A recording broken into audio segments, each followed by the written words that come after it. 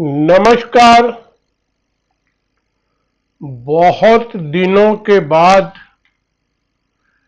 कल एक ऐसा दिन स्क्रीन पर दिखलाई दिया और जिस तरीके के स्टॉक्स के मूवमेंट थे वो कुछ शकुन बुल्स को या जिनके पोर्टफोलियो में स्टॉक्स थे उनको कल दिखलाई दे रहा था और कुछ मिला भी।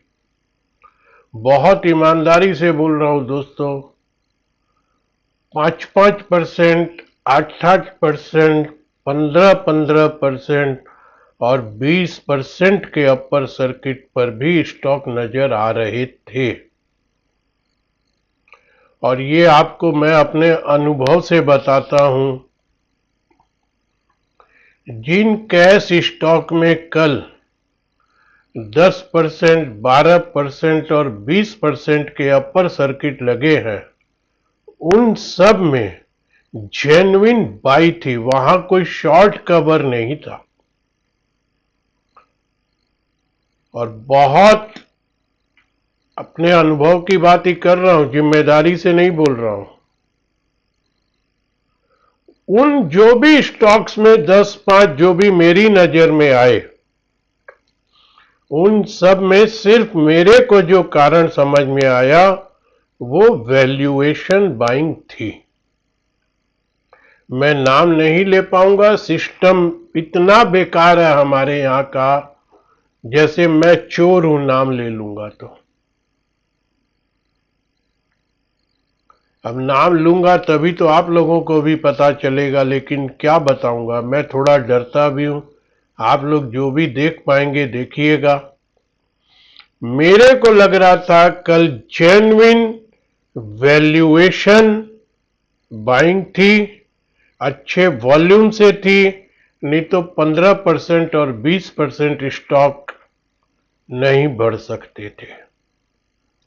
आपको भी जो मैं बता रहा हूं वो यही बता रहा था कि अब ये समय है। कल बढ़ गए, हो सकता है वो और 10% नीचे जाके बढ़ते, लेकिन वो बढ़ेंगे ऐसे ही। और उसमें से बहुत ईमानदारी से बताता हूं दोस्तों, 3 स्टॉक मेरी लिस्ट में भी थे। 3 काम नहीं किया हूं अभी तक, क्योंकि कल तो मैं प्लानिंग ही किया था किसके पास कहां कितना पैसा है, किसको मैं कॉल दूं या कौन सी कॉल दूं। और परसों की जो स्क्रीन थी वो इतनी डरावनी थी कि कल कोई बाइंग कॉल देने की हिम्मत भी नहीं हो पाती। वो देखने देखने में काम हो गया।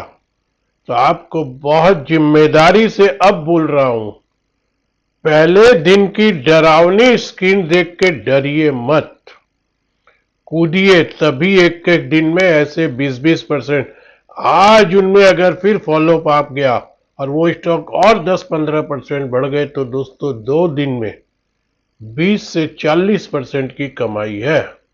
डरने से नहीं होगा। यहां आपको डर निकालना पड़ेगा। ये बात मैं कई दिन से बोल रहा हूं, मैं नहीं कर पाया। परसों की डरावनी स्क्रीन देखा था, फिर सोचा कुछ फॉलोअप चले, और वो कल का कल में ही आ गया, प्लान करते ही रह गया। हां, कल रात को बहुत अच्छे से मैंने प्लानिंग की है, 1-2 लोगों से बात करके उनका भी हौसला बढ़ाया है। वो काम करेंगे या ना करेंगे मैं रिपोर्ट में डाल दूंगा। देखिए दोस्तों, परसों का जो मेरा न्यूज़लेटर था या जो मेरी रिपोर्ट थी निफ्टी की, जिसमें मैंने आप लोगों को यहां पर दिया था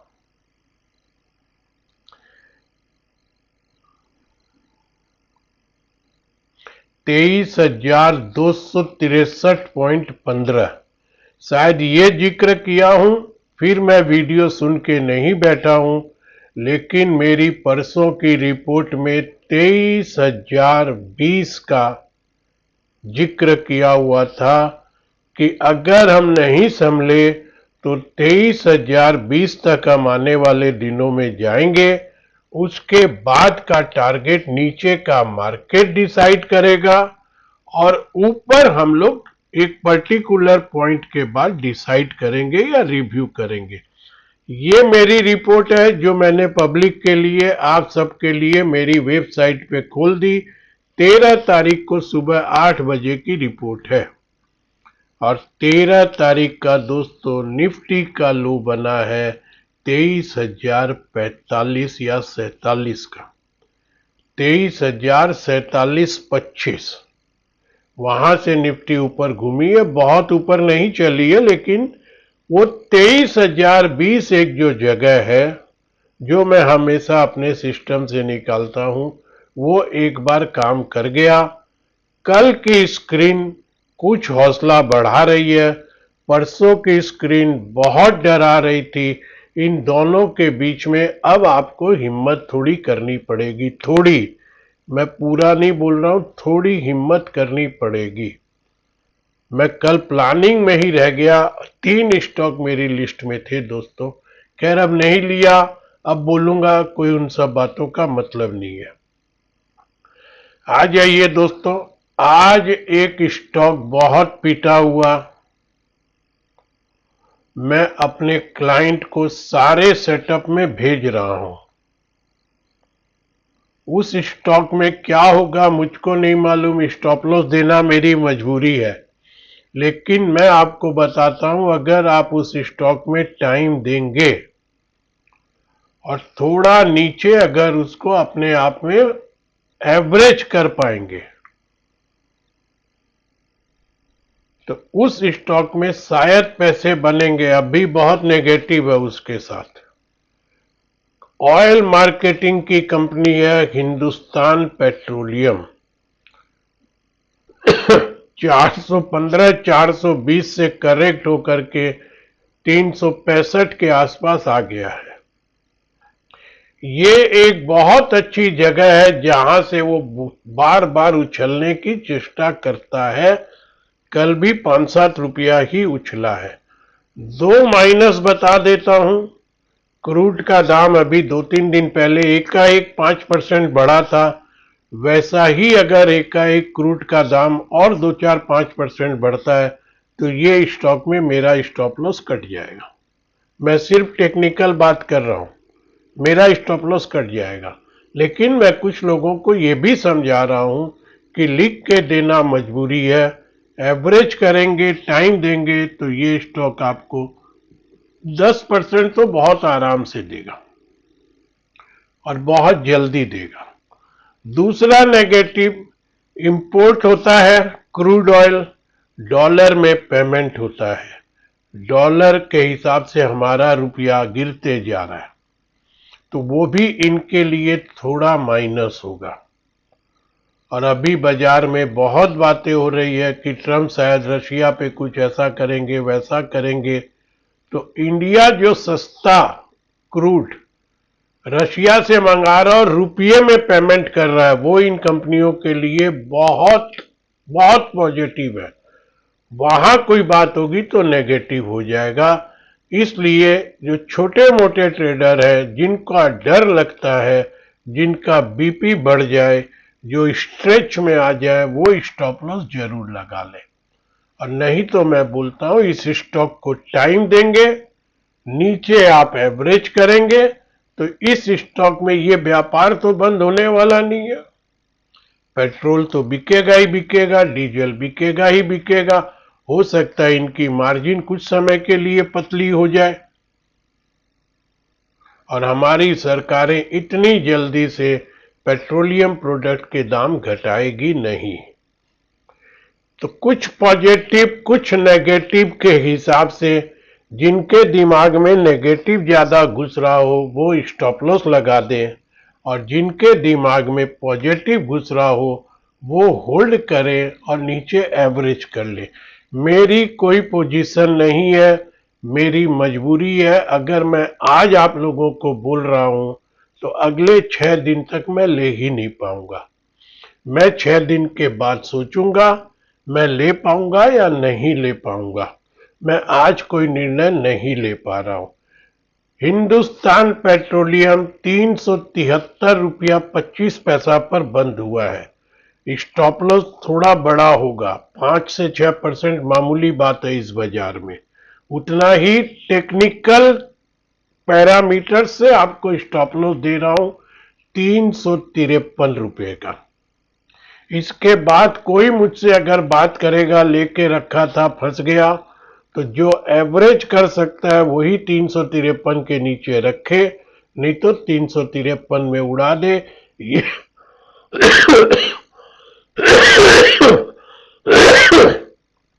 माफ करिएगा दोस्तों, ये 353 के नीचे हो सकता है और 20-25 रुपया फिर चला जाए, लेकिन जितना नीचे जाएगा उतना अट्रैक्टिव होगा, ये बता देता हूं। ये कोई जैक कॉर्प नहीं होगा।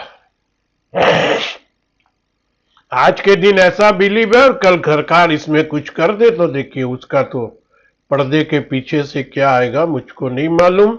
नेगेटिव पॉजिटिव सब रख दिया मेरे हर सेक्शन में, कैश में, फ्यूचर में मैं ये स्टॉक पोस्ट कर दूंगा। अभी का जो टेक्निकल टारगेट है वही आपको दे रहा हूं, 394,410, और ये मैं लिख के भेज रहा हूं। और इसमें कैपेसिटी है, क्रूड अगर वापस $4-5 गिरा, 4 आना 8 आना रुपया पतला हुआ, यानी कि रुपया मजबूत हुआ, रशिया वाले क्रूड इंपोर्ट पे कोई फर्क नहीं पड़ा, तो ये स्टॉक जैसे कल दोस्तों चुटकियों में स्टॉक 8-8, 10-10% गए थे, वैसे ही इस स्टॉक को यहां से मैं टारगेट भी कितना दे रहा हूं, 10% का भाग जाएगा। आप अपनी रिस्क मैनेज करते हुए ये स्टॉक लीजिएगा।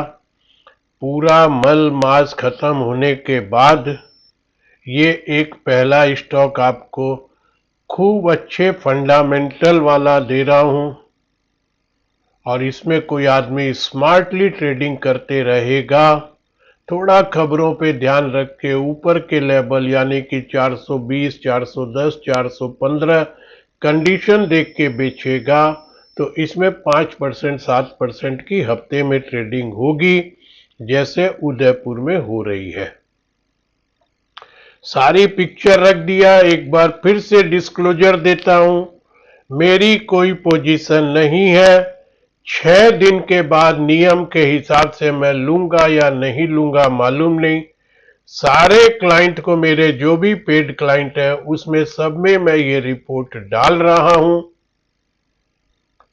कौन लेगा, कितना लेगा, फ्यूचर में लेगा, कैश में लेगा, एवरेज करेगा, स्टॉप लॉस लगाएगा, कहां बेचेगा, मैं जब तक 353 इंटेक्ट है तब तक इस स्टॉक की बात करूंगा, और जब तक 394 और 410 आ जाता है तब तक इस स्टॉक की बात करूंगा। 394 के बाद मैं अपनी कवरेज से शायद इस स्टॉक को हटा दूंगा। आ जाइए दोस्तों, अब अगर हम निफ्टी की बात करें तो मेरे सिस्टम से ये जो 23,020 काम कर गया, तो अभी जितने ओवरसोल्ड पर हम हैं, और कल का अगर फॉलोअप आता है, परसों वाली स्क्रीन नहीं होती है, ध्यान रखिएगा, 2 दिन में बहुत बड़ी पिक्चर पलटी है। तो आपको निफ्टी में 23,020 और 23,970 एक बार बहुत अच्छा सपोर्ट का काम कर सकता है, और ये जो टेम्परेरी पुलबैक कल आया है, यहां से मैं बहुत नीचे की बात नहीं कर रहा हूं, सिर्फ 200 पॉइंट नीचे की बात कर रहा हूं। इसके अंदर अगर निफ्टी रहती है तो ये कल की relief rally, technical pullback, temporary rally, short covering, oversold का बाउंस, जो कुछ भी नाम आप इसको दे दीजिए, ये रैली दोस्तों एक्सटेंड कर सकती है 23,335, और उसके ऊपर चलेगी तो 23,495 तक, बस। इससे ज्यादा की मैं बात नहीं कर रहा हूं। ऊपर करीब करीब 300 पॉइंट का बाउंस आ सकता है, और नहीं तो स्टॉप लॉस अगर कोई बाई कर रहा है तो 23,020 का कट सकता है, या 23,970 का स्टॉप लॉस भी कट सकता है। बहुत अच्छा रिस्क रिवार्ड नहीं है। 200 ही नीचे है, 200 और 300 ही ऊपर है। एचपीसीएल में भी आज के दिन बहुत अच्छा रिवार्ड नहीं है, लेकिन नीचे एवरेज करने वालों को बहुत अच्छा रिवार्ड मिल सकता है। आज के दिन मेरी रिपोर्ट पर 20 रुपये का स्टॉप लॉस है, 22 रुपये का पहला टारगेट है और 37 रुपया ऊपर का दूसरा टारगेट है। दोनों ही बहुत अच्छे रिस्क रिवार्ड वाले नहीं है। कुंभ के स्नान के बाद और अभी तो दोस्तों बहुत रकम की बातें होंगी, कंटिन्यू रहेगी, डरावनी भी आएगी, हौसला बढ़ाने वाले भी आएगी। मैं भी कभी हौसला बढ़ाऊंगा, कभी थोड़ा घबराऊंगा। आपको अपने आप को मैनेज करना है। आज के वीडियो में दोस्तों बहुत क्लियर अपनी तरफ से आपके साथ निफ्टी डिस्कस किया हूं, एक स्टॉक डिस्कस किया हूं और 2 दिन में शमा या फिजा कैसे बदली है। सोमवार का हाल आप खुद देखिएगा और मंगलवार का आप खुद समझिएगा। 2 दिन में जिसको बोलते हैं ना, फिजा बदल गई। अब ये कितना कैसे क्या रहेगा, आने वाला वक्त बताएगा। इन सब लेवल में कोई चेंज होगा तो कल आऊंगा, नहीं तो शुक्रवार को मिलेंगे। तब तक के लिए धन्यवाद।